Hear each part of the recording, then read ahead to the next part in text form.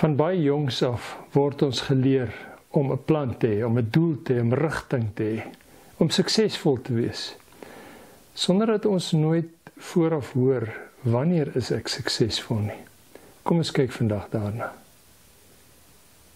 Here, ons is weer op hierdie kosbare plek, waar ons gereed maak om die woord oop te maak, en u stem spesiaal vir ons uit die woord te hoor.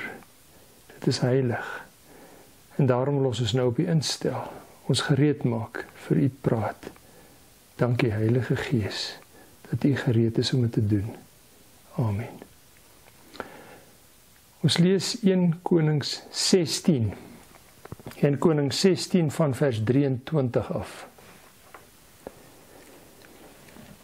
In die 31ste regeringsjaar van koning Asa van Juda, het Omri koning geword van Israel. Hy het 12 jaar lank regeer, 6 daarvan uit Tirsa.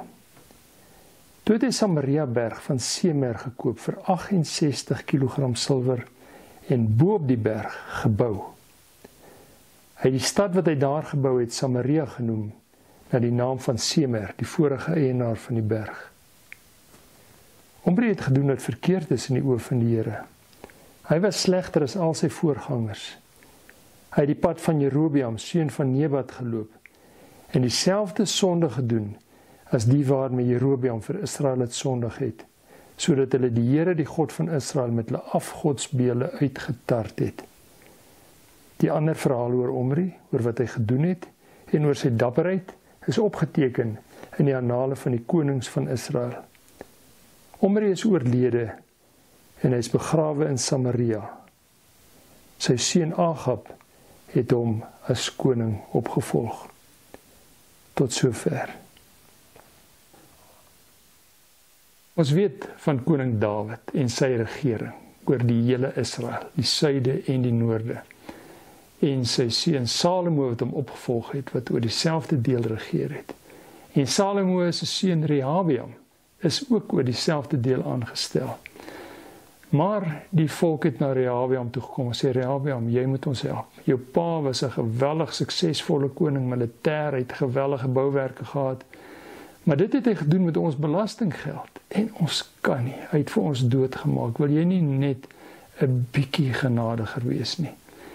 En Rehabeam dan vra die raad van sy vriende en hy sê vir hulle, vergeet van dit makliker maak. Julle gaan dit nog moeiliker hê. Julle dink onder my pa het julle hard belastings betaal. Nou gaan julle sien. En hy het sy hand oorspeel, want toe kom die volk in opstand. En die ryk word in 2 gedeel. 'n suidelike deel wat Rehabeam bly ondersteun, en dan die noordelike deel wat vir hulle 'n nuwe koning kry, Jerobeam. Hy was die hoof van die leer gewees. Nou Jerobeam was 'n uitstekende militêre strateeg gewees, maar hy het van godsdiens niks geweet nie. So hy het onmiddellik toe hy koning word van die noordelike deel, het hy die mense geestelik, hy was bang geweest, hulle gaan terug Jerusalem toe vir hulle godsdiens, het hulle as het ware 'n nuwe godsdiens laat begin, nuwe heiligdomme. Hy het goue kalwers gemaak in die noorde en in die suide van Israel. En nou dit is 'n teerpunt, jy kan nie na 'n goue kalf toe gaan nie, dis waaroor hulle hele gemors in Israel begin het. En verder het hy nuwe priesters aangestel, nuwe plekke gekry waar mense hulle heiligdomme gebou het, en dit was geestelik chaoties in die land gewees. Jerobeam het nog regeer vir 'n tyd lank. Uiteindelik het hy 24 jaar oor Israel regeer, en toe sy seun Nadab hom opgevolg. Maar Nadab was nie naby sy pa se kaliber nie. Hy het net 2 jaar regeer in een slag toe die volk in 'n konflik met die Filistyne gemoeid is, het by Jesa gekom en hy het die koning vermoor. En hy het onmiddellik ook als van Jerobeam uitgewis, sy nagedagtenis, al die mense wat moontlik hom kon opvolg, sy familie almal is uitgewis. En by Jesa het ook nie sleg gedoen nie. Hy het uiteindelik ook 24 jaar regeer soos Jerobeam. En toe het sy seun Ela hom opgevolg. Maar Ela was 'n klein niksnits. Ook binne 2 jaar, ook tydens 'n militêre stryd teen die Filistyne, het daar heeltemal 'n nuwe ouetjie op die toneel gekom, Simri. En hy het tydens een aand toe Ela dronk was, 'n dronkpartytjie gehad by 'n vriend, het hy hom vermoor. En hy het uiteindelik net 7 dae regeer. En die mense wat nog met die militêre stryd besig is, hoor toe in Tirsa, die hoofstad, dat daar nou 'n nuwe staatsgreep was en 'n nuwe koning. En hulle sê daar is nie 'n manier hoe Simri oor hulle gaan koning wees nie. En hulle vra vir Omri, die hoof van hulle leer, om die koning te wees. Hy is toe met groot selfvertroue terug na Tirsa toe, maar toe hy terugkom, kry hy 'n bietjie 'n skok. Die militêre ouens het geweldig vertroue in hom, maar die gewone volk sê nee, ons hou van Tipni, hy moet ons koning wees. Nou toe is daar 'n toutrekkery en 'n onmin vir 5 jaar lank, maar Tipni is toe oorlede. Ons weet nie hoe nie, maar hy is toe oorlede en toe het Omri die koning geword. En Omri begin heeltemal 'n nuwe styl van koningskap, waar die koningskap toegekoppel was aan sterk stamme of families, wat baie invloed het en dan die beheer van die land oorneem, het hy weer begin om stabiliteit te bring. Omri was 'n ongelooflike koning gewees. Hy het aanvanklik in Tirsa, die hoofstad, was hy koning gewees, maar Tirsa het 'n reputasie gehad, en dis die plek waar konings sommer net maklik omvergewerp word. Tirsa was 'n pragtige stad, maar hy het ook ander beperkings gehad. En hy was nie so lekker verdedigbaar gewees nie, hy was nie so baie naby waterbronne nie. En Omri sien 'n berg, so 20 kilometer van daar af.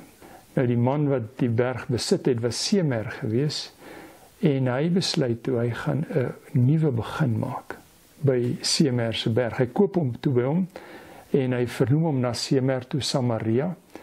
En dit was 'n baie slim strategiese skuif gewees. Samaria is op die handelsroetes tussen Fenisië en Egipte. So hy kan baie goeie besigheid doen. Die berg was baie beter verdedigbaar gewees, hy was baie meer prominent gewees, daar was goeie waterbronne gewees, naby Samaria, in Samaria naby was daar geweldig goeie landbougrond gewees, hulle het fantastiese gewasse gekweek, bekend vir hulle olywe en vir hulle druiwe. En daarom begin hy 'n nuwe begin, in 'n nuwe plek. Die gevolg was dramaties geweest. Die Israelse noordelike deel, die noordelike deel wat nou Israel geword het, na die suide moes nou een kant toe is, was geweldig suksesvol geweest, in so 'n mate dat ons in buitebybelse bronne, wat skaars is, dat buitebybelse bronne oor Israel skryf, maar hoor van die dinastie van Omri. 'n koningskap wat nie net meer gekoppel word aan een of ander sterk familie nie, maar waar daar standhoudendheid is. Sy seun volg hom op en is 'n beter koning. En uiteindelik het Omri se dinastie vir omtrent 150 jaar aangehou. Maar dan sien ons iets baie interessants. Ten spyte van Omri se sukses, as die Bybel oor hom praat, hy noem van die berg wat gekoop is, maar dan sê hy Omri het gedoen wat verkeerd is in die oë van die Here. Hy was slegter as al sy voorgangers. En dan praat die Bybel niks verder oor Omri nie. Oor Dawid en die mense wat die Here gedien het, word daar boeke vol geskryf. Omri wat militêr meer suksesvol was, selfs as Salomo, oor Omri word net gesê, hy het gedoen wat verkeerd was in die oë van die Here. En as jy oor hom wil lees, ek gaan nie ink op hom mors nie. Gaan lees oor die konings en oor sy dapperheid en 'n klomp ander goed in die annale van die konings, sê vers 27. Hy is oorlede en hy is begrawe. Ten spyte van sy gewone sukses as militêre leier, sukses as iemand wat die land opgebou het en beter gemaak het, aan die Bybel om in een oomblik af waarin hy sê, hy het sy tyd gemors. Omri was nie nodig gewees nie. En skielik begin ons te sien dat die Bybel sukses anders meet.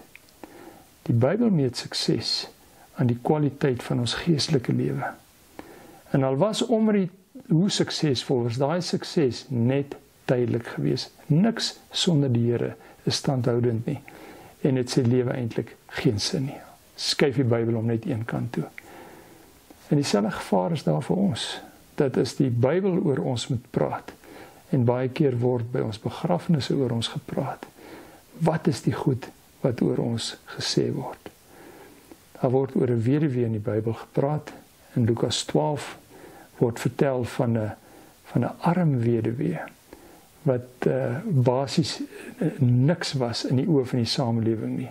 Nie oor haar status nie oor wat sy besit het nie. En dan as Jesus kyk hoe al die ryk mense offers ingooi by die tempel, sê hy, hierdie vrou met haar 2 klein muntstukkies het meer ingegooi as almal.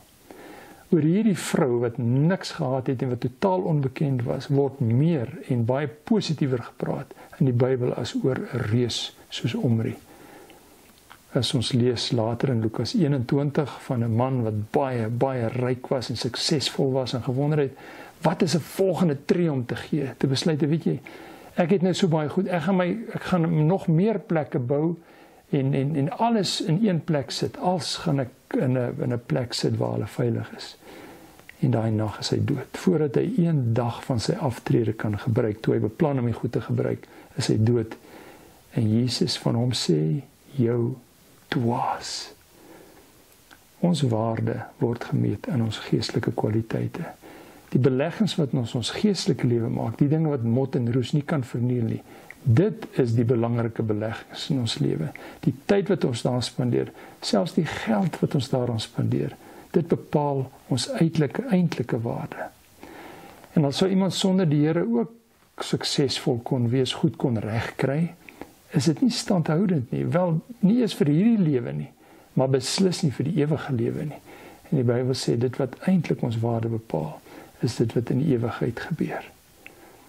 En ons kry dit baie in ons eie lewe, as ons die tyd sien wat ons spandeer om suksesvol te wees, die offers wat ons bring in ons gesondheid, en hoe ons met mense werk, en ons meet dit aan die hoeveelheid geestelike tyd wat ons spandeer, die kwaliteit van ons geestelike lewe, dan ons agterkom, ek presteer, maar ek is nie regtig suksesvol nie.